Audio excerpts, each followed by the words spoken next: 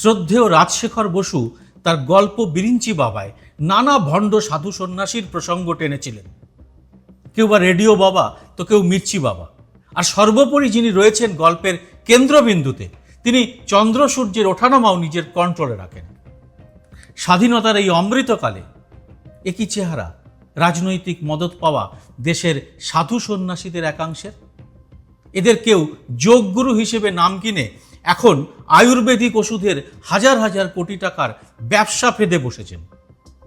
তার এতটাই দাপট যে খোদ প্রধানমন্ত্রী থেকে শুরু করে বিজেপির তাবড় নেতাদের তিনি সমর্থন সহযোগিতাও পেয়ে যাচ্ছেন, যার জেরে নামকা ওয়াস্তে দেশের শীর্ষ আদালতের কাছে ক্ষমা চেয়ে, এমনকি মন গড়া মুচলেখা দিয়ে নিজের প্রোডাক্টের ভুয়ো বিজ্ঞাপনে মানুষকে বিভ্রান্ত করে দেদার মুনাফার কারবার চালাচ্ছেন বাবা রামদেব। কেউ আবার সৎসঙ্গের নামে শিষ্যদের সভা ডেকে লাখ লাখ লোকের কাছ থেকে প্রণামী আদায় করে প্রচণ্ড ভিড়ের চাপে শতাধিক ভক্তের মৃত্যু ঘটিয়ে গা ঢাকা দিচ্ছেন। আর উত্তরপ্রদেশের পুলিশ ও সরকার এই কাণ্ডে তাকে ক্লিন চিট দিচ্ছে।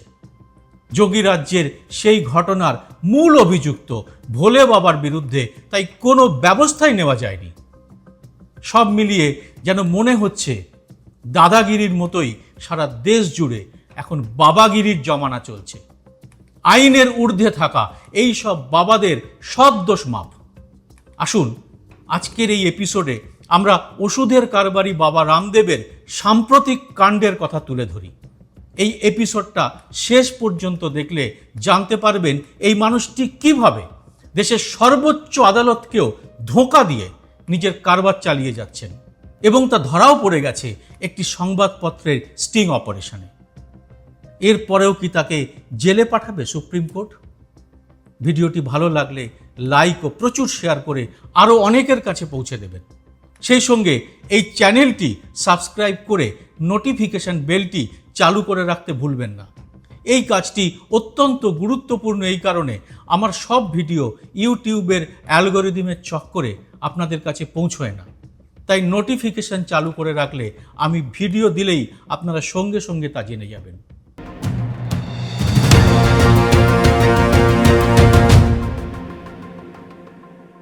নমস্কার, সবাইকে স্বাগত। আমি সুব্রত বসু।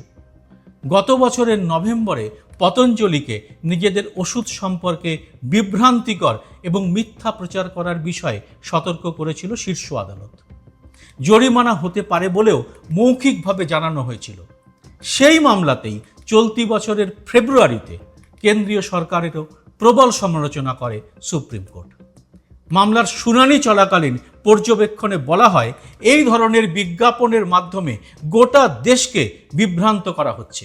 মোদী সরকার সম্পর্কে শীর্ষ আদালতের মন্তব্য ছিল, সরকার চোখ বন্ধ করে বসে আছে। এটা খুব দুর্ভাগ্যজনক। সরকারকে অবিলম্বে ব্যবস্থা নিতে হবে বলেও নির্দেশ দিয়েছিল সুপ্রিম কোর্ট। এরপর বিচারপতি হিমা কোহলি এবং বিচারপতি সন্দীপ মেহতাকে নিয়ে সুপ্রিম কোর্টের গঠিত বেঞ্চ গত 9 জুলাই নির্দেশ দিয়েছে, উত্তরাখণ্ড সরকারের লাইসেন্সিং বিভাগ পতঞ্জলির যে 14টি পণ্য উৎপাদন বন্ধের নির্দেশ দিয়েছিল, অবিলম্বে সেগুলির বিজ্ঞাপন প্রচার বন্ধ করতে হবে। ডিজিটাল সংবাদ মাধ্যম এবং সমাজ মাধ্যম সহ অন্যান্য মাধ্যম থেকে বিজ্ঞাপন সরিয়ে ফেলতে হবে তাদের। ইন্ডিয়ান মেডিকেল অ্যাসোসিয়েশন বা IMA-কে এই বিজ্ঞাপন বন্ধের বিষয়ে নজরদারি চালানোর দায়িত্ব দেওয়া হয়েছিল। পতঞ্জলির বিরুদ্ধে প্রতারণামূলক বিজ্ঞাপনের অভিযোগের মামলাটি করেছিল এই IMA। IMA-র অভিযোগ ছিল, পতঞ্জলির বেশ কিছু বিজ্ঞাপনে অ্যালোপ্যাথি চিকিৎসা ও চিকিৎসককে অসম্মান করা হয়েছে। लाखों लोगों की मौत एलोपैथी की दवा खाने से हुई है। আপনারা জানেন, করোনার সময় যখন দিন রাত পরিশ্রম করে চিকিৎসকেরা মানুষের সেবা করছিলেন, মারাও যাচ্ছিলেন, তখন তাদের ডক্টর টর বলে ব্যঙ্গ বিদ্রুপ করতে ছাড়েননি এই স্বঘোষিত বাবা। অভিযোগ ছিল, কোভিড প্রতিরোধী না হওয়া সত্ত্বেও করোনিল কিট নামের একটা ভুয়ো করোনার ওষুধ বিক্রি করে 250 কোটি টাকারও বেশি মুনাফা ঘরে এনেছে পতঞ্জলি। এরপরেই বিভ্রান্তিকর এবং মিথ্যা প্রচার চালানোর অভিযোগ আনে আইএমএ। সেই মামলার জেরেই পতঞ্জলির 14টি পণ্যের উপর নিষেধাজ্ঞা জারির নির্দেশ দেওয়া হয়েছিল। প্রতারণামূলক বিজ্ঞাপন প্রত্যাহার সংক্রান্ত পুরো বিষয়টির নজরদারির ভার ইন্ডিয়ান মেডিকেল অ্যাসোসিয়েশন বা আইএমএ-কে দিয়েছিল সুপ্রিম কোর্টের বেঞ্চ। কিন্তু আদপে সেসব বিজ্ঞাপন বন্ধ করা কি সম্ভব হয়েছে? 150 কোটির দেশে এত বিভিন্ন ভাষায় কথা বলা মানুষের কোনো একটা অংশে যদি জনৈক রামদেব অনুগামী স্থানীয় ভাষায় ফেসবুক, হোয়াটসঅ্যাপ বা ইনস্টাগ্রামে এই নিষিদ্ধ হওয়া 14টি জিনিস নিয়ে প্রচার চালান, তাহলে কতজনের ফেসবুক অ্যাকাউন্ট বন্ধ করা হবে? ঠকবাজতে গা উজাড় হয়ে যাবে না? এই মামলায় পতঞ্জলির আইনজীবী মুকুল রোহতাগি গত মঙ্গলবার শীর্ষ আদালতকে জানিয়েছেন ইতিমধ্যেই বিজ্ঞাপনগুলি ডিজিটাল মাধ্যম থেকে প্রত্যাহার করা হচ্ছে। বিচারপতিরা তখন ওই 14টি পণ্য তাদের দোকান থেকে তুলে নেওয়া হবে সে বিষয়ে লিখিত আকারে স্ট্যাম্প পেপারে একটা মুচলেখা দিতে বলেন। এরপরেই পতঞ্জলির সমস্ত স্টোর্স থেকে ওই নিষিদ্ধ পণ্যগুলি তুলে নেওয়ার মুচলেখাও দেওয়া হয়। মানে সোজা কথায় পতঞ্জলি মুচলেখা দিয়ে জানালো তারা ওই 14টি পণ্য আর বিক্রি করবে না। এ পর্যন্ত তো সব ঠিকই ছিল, কিন্তু এরপরেই এলো কাহানি মে টুইস্ট, আর সেটা করে ফেললো সর্বভারতীয় দৈনিক সংবাদপত্র হিন্দুস্তান টাইমস। এর সাংবাদিকরা একটা স্টিং অপারেশন চালান। দেশের 4টি বড় শহর দিল্লি, পাটনা, লখনৌ এবং এলাহাবাদের পতঞ্জলির দোকানগুলোতে তারা ক্রেতা হয়ে যান। দেখা যায় অধিকাংশ দোকানে নিষিদ্ধ ওই 14টি তথাকথিত ভুয়ো ওষুধের প্রায় সবকটি পাওয়া যাচ্ছে। রসিদ কাটার সময় দোকানের মালিক কর্মচারীরা রীতিমতো দাবিও করেন যে 14টি পণ্যের মধ্যে যেগুলো এখন স্টোরে নেই, অর্ডার দিলে সেগুলোও পাওয়া যাবে। মোদ্দা কথায় আদালতে মিথ্যা মুচলেখা দিয়েছেন বাবা রামদেব। ভাবুন কতটা প্রভাবশালী হলে এই সাহস আসতে পারে। এখন সুপ্রিম কোর্ট কি তাকে এ নিয়ে জেলে পাঠাবে? জানা যাবে কিছুদিনের মধ্যেই। তবে আদালতকে বুড়ো আঙুল দেখানো রামদেবের কাছে নতুন কোনো ঘটনা নয়। মুম্বাই হাইকোর্টের একটি ঘটনার কথা বলি। পুজোর কাজে বা নানা দরকারে আমরা যে কর্পূর ব্যবহার করি তার নিয়ম মাফিক ট্রেডমার্ক পেয়েছিল মঙ্গলম আয়ুর্বেদিক নামের একটি সংস্থা। আচমকা পতঞ্জলি কোনো ট্রেডমার্কের তোয়াক্কা না করে ওই কর্পূর প্যাকেটজাত করে তার দোকানের মাধ্যমে বেচতে শুরু করে দেয়। বিষয়টি হাতের বাইরে চলে যাচ্ছে দেখে মঙ্গলম আয়ুর্বেদ সংস্থা আদালতের দ্বারস্থ হয়।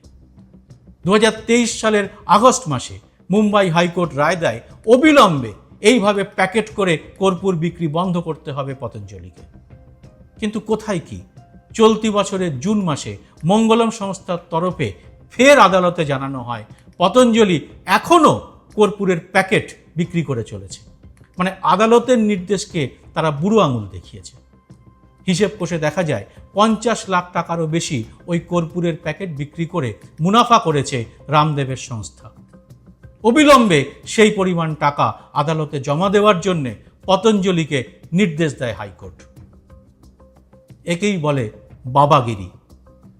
তবে রামদেব তো একা নন। বাবাগিরির এই দাপটের জমানায় বিশেষত কেন্দ্রের শাসক বিজেপির মদতপুষ্ট বাবারা যে আইনকে বুড়ো আঙুল দেখান, তার আরও একটি নির্মম নিদর্শন সাম্প্রতিক উত্তরপ্রদেশের হাতরাসে ঘটল।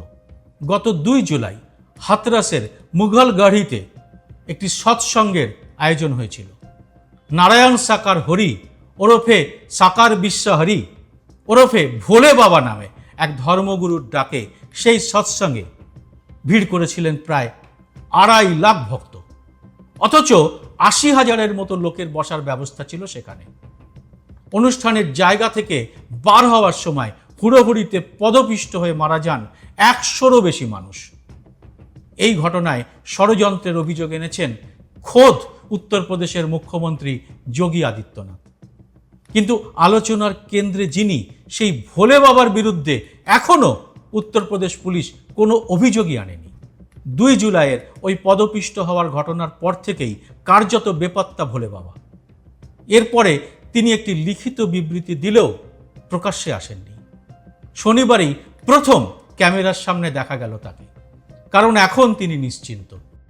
2 जुलाई की घटना के बाद बहुत ही व्यथित हैं। प्रभु हमें बस संगत को इस दुख की घड़ी से उबरने की शक्ति दें। দুর্ঘটনার পর ভোলে বাবাকে নিয়ে নানা সমালোচনা হলেও পুলিশে দায়ের করা এফআইআরে তার নাম নেই। ভোলে বাবার মুখ্য সর্দার অর্থাৎ ঘনিষ্ঠ সহকারী এই মামলার প্রধান অভিযুক্ত। তাকেই ইতিমধ্যে গ্রেপ্তার করেছে পুলিশ। এ যাবৎ সব মিলিয়ে 7 জনকে গ্রেপ্তার করা হয়েছে। কিন্তু এ কি ভয়ঙ্কর পরিহাস, যার নামে অনুষ্ঠান তাকেই গ্রেপ্তার করা হলো না। বাবাগিরির জোরে তিনি বেমালুম পার পেয়ে গেলেন। অথচ গদি মিডিয়া এ নিয়ে কিন্তু একটা কথাও বলছে না। 7 জন পুলিশকর্মী এবং অফিসারকে দায়সারা গোছে সাসপেন্ড করে এত বড় ঘটনা দিব্যি ধামাচাপা দেওয়া হলো। আচ্ছা, এই অনুষ্ঠানটি যদি কোনো সংখ্যালঘু সম্প্রদায়ের হতো, তাহলে কি এত সহজে ব্যাপারটা ধামাচাপা দেওয়া যেত? এসব প্রশ্ন না করে আপাতত বরং আমরা আশায় থাকি একদিন ঘুচবে এই অমানিসার অন্ধকার। কোনো ভণ্ড বাবাজিকে ভুয়ো ওষুধ তৈরি করে হাজার হাজার কোটি টাকার মুনাফা লোটার সুযোগ করে দেবে না আমাদের সরকার। ধর্মীয় অনুষ্ঠানের নামে মানুষের অসহায় মৃত্যুর পর প্রশাসনের মদতে গা ঢাকা দেবে না ভণ্ড বাবাজি। আর দিলেও যথাযথ তদন্ত হবে সরকারের তরফে। আইনের শাসনে রেয়াত পাবে না ভণ্ড বাবারা। এ ব্যাপারে আপনারা কি ভাবছেন জানাবেন কমেন্ট বক্সে। জয় হিন্দ, সত্যমেব জয়তে।